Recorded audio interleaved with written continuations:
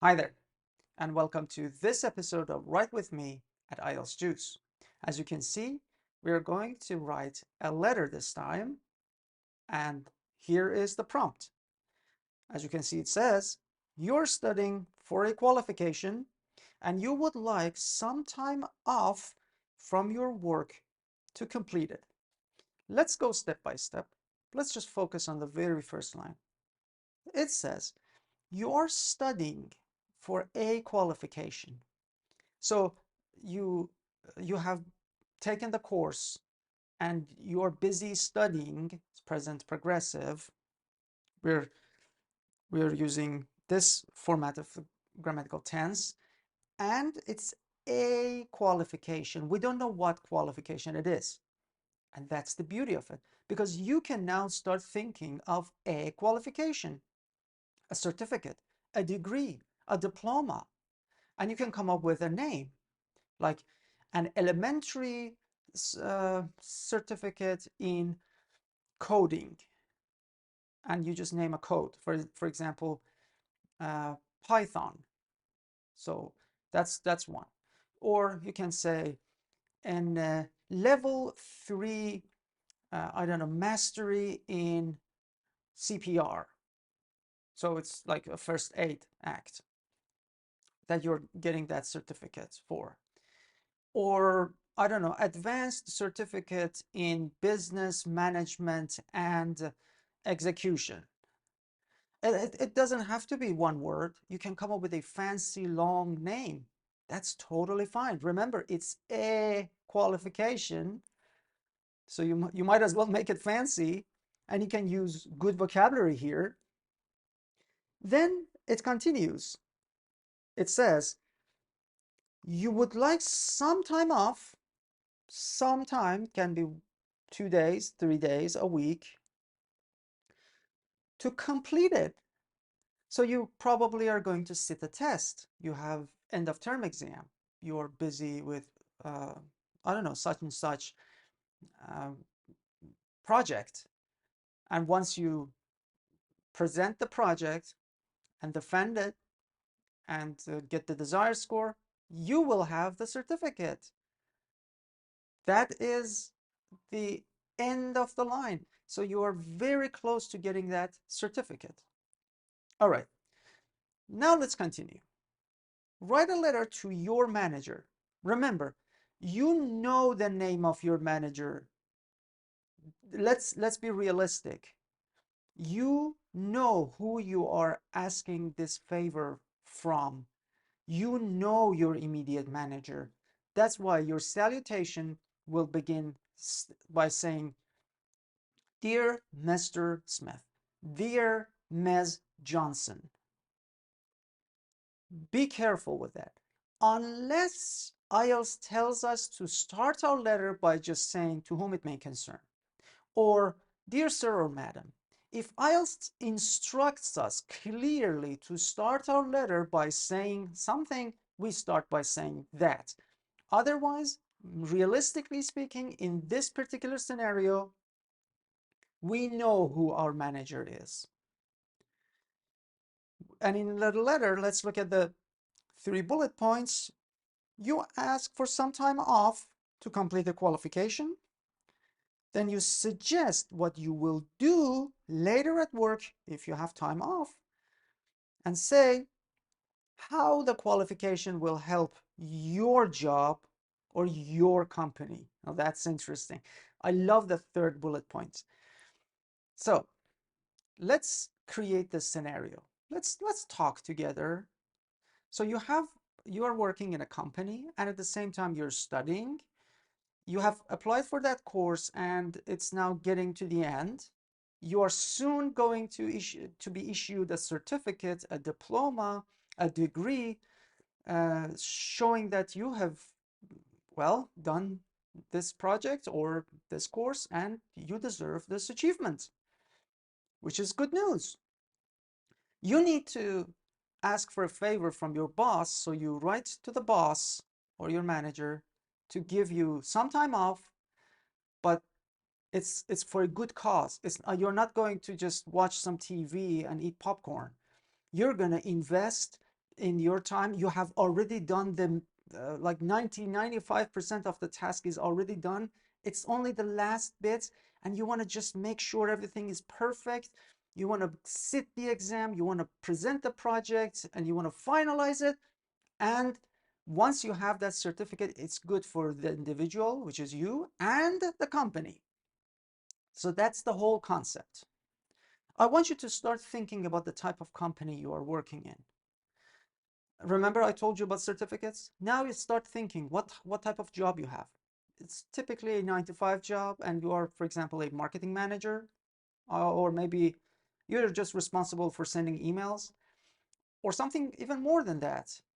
You're an accountant, or you're a lawyer, and you have some duties, like daily duties, tasks to do for the company.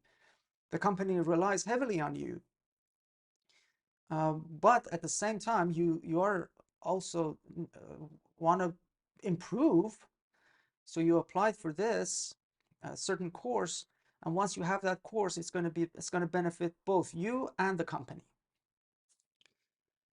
Before we start planning our letter, you know me, we need to decide the tone. And you need to tell me if the tone is formal or informal. Correct. This is a formal letter. I'm going to put this here so that every time I want to plan something for the essay, I am reminded of the fact that this is a formal letter. And number two, you need to be very appreciative, because you're writing to your manager, you're asking for something, and you need to make sure that you give something in return. So you're not a customer. This is different from a letter that you would, for example, write to a shop owner or a shop manager, and you start ordering around and saying, yeah, I was there, I wasn't satisfied, I need this, I need that, I need this, I need that. That's not the type of letter we're talking about here. It has to be appreciative. You are writing to your superior. So you need to make sure it's formal and you maintain the tone throughout. Now we shall begin. We have our opening statement, one body paragraph, maybe we need 2 body paragraphs, later on we'll decide, and we have our closing paragraph. The opening statement is the first sentence. Remember, when you write this, I want you to remember that your manager is a busy individual. The first sentence is basically 50–60% of everything you wanted to say to your manager. It's that important. The very first sentence will be the deciding factor if you can get some time off or not. And I want to say that you're going to start by introducing the subject. Like, I'm writing this letter, like, dear Mr. Smith, I'm writing this letter to inform you that my certificate in blah, blah, blah, blah, blah, from blah, blah college is going to be issued in next week, or by, I don't know, January 25th. And you just come up with some dates, and you want to make sure that your manager knows what is happening. And then continue by making the exact request. I want you to focus on the first bullet point. Make the request. Tell your manager what you're thinking about. You want some time off? You can simply say that the purpose of this letter is this, to share this, and I would like to get some time off to make sure nothing goes wrong in acquiring that certificate. So that is basically why your manager needs to read this. Now, if I were the manager, I would be intrigued. I would be like, oh, this is interesting.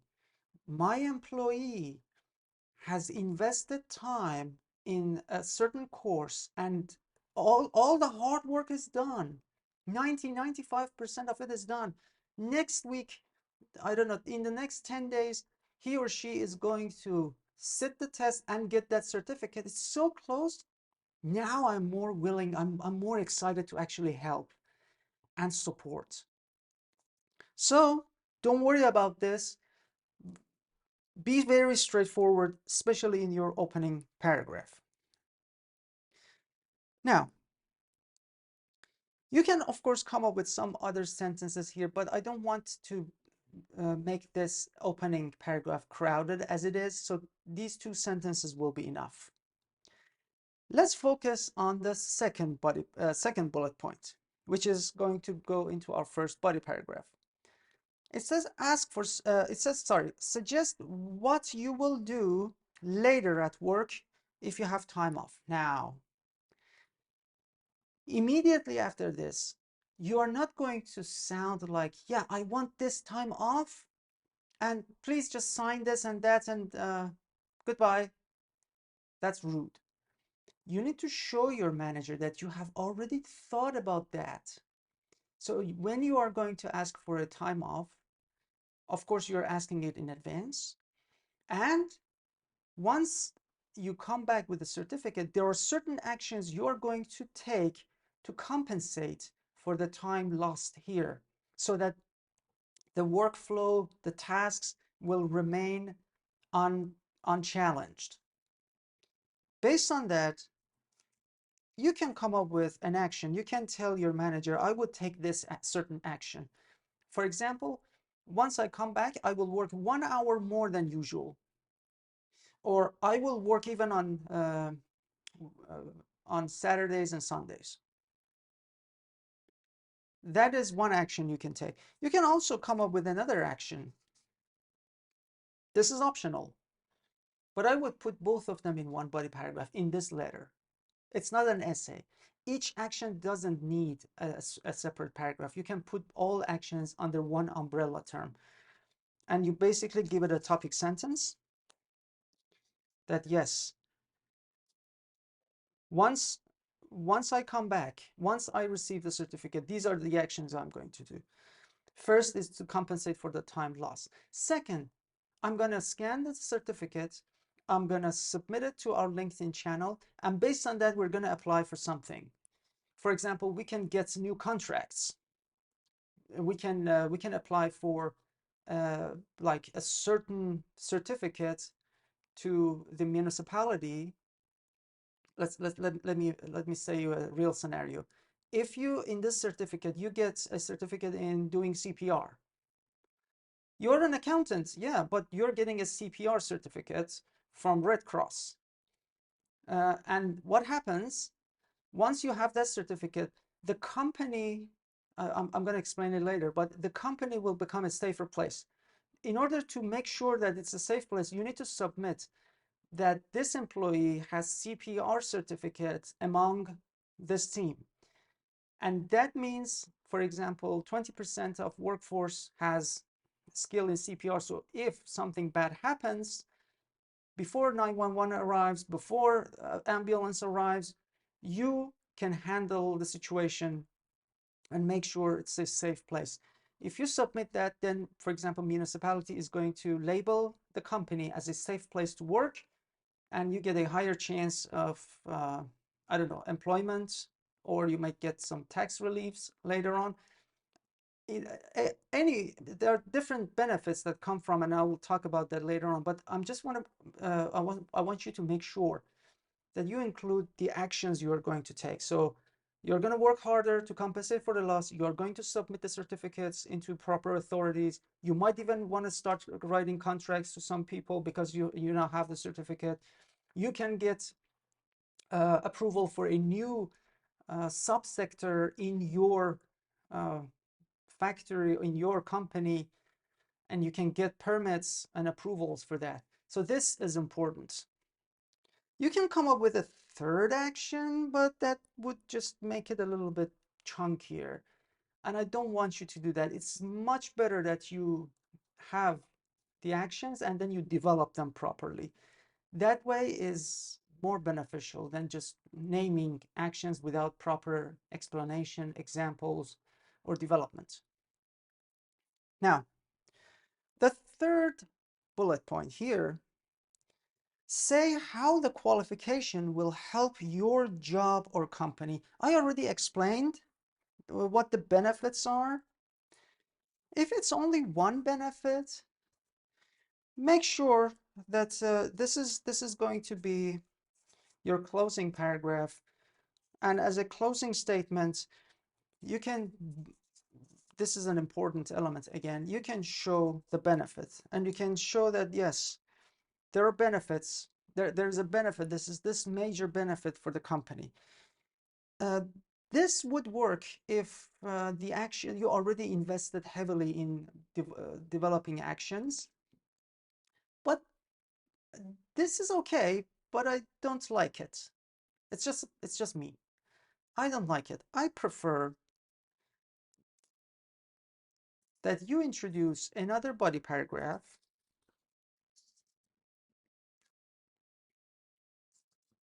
I will tell you why I don't like it later on.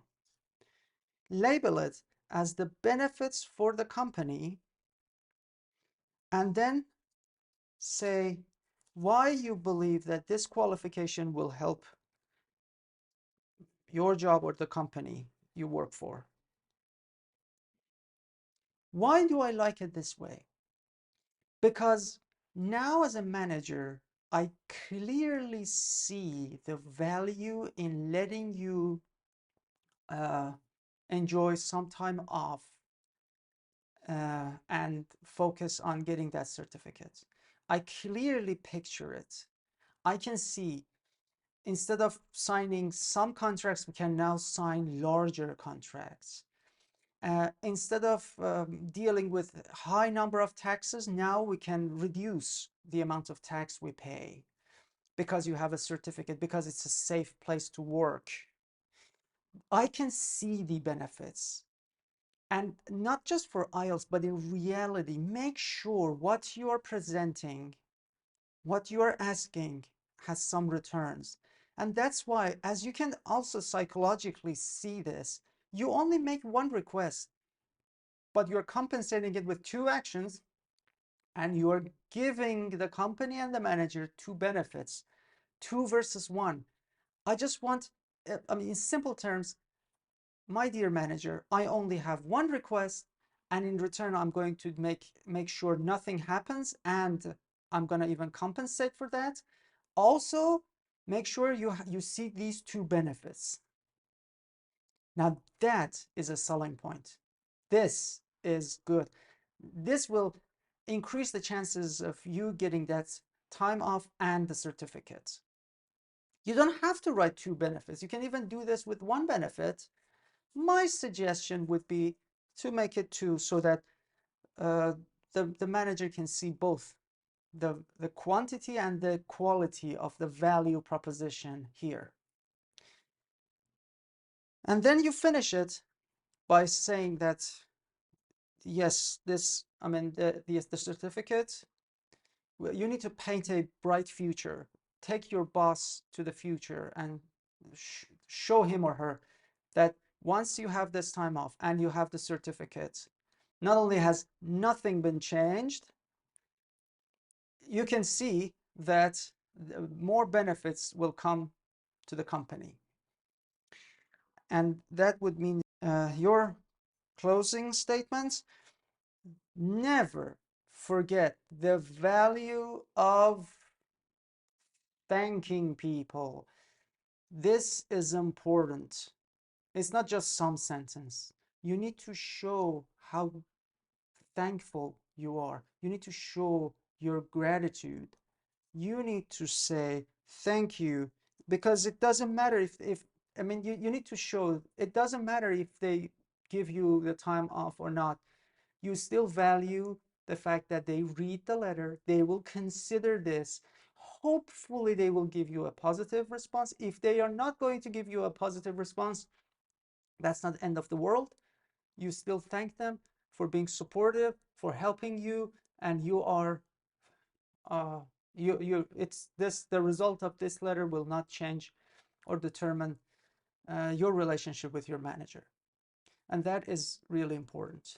So you present a value, you express it, you show it how valuable it is, and in the end, you also thank them for listening to you. That's just bare minimum. You maintain formality, you are excited, you're appreciative, and you are thankful. And you are also a positive member for this community or company.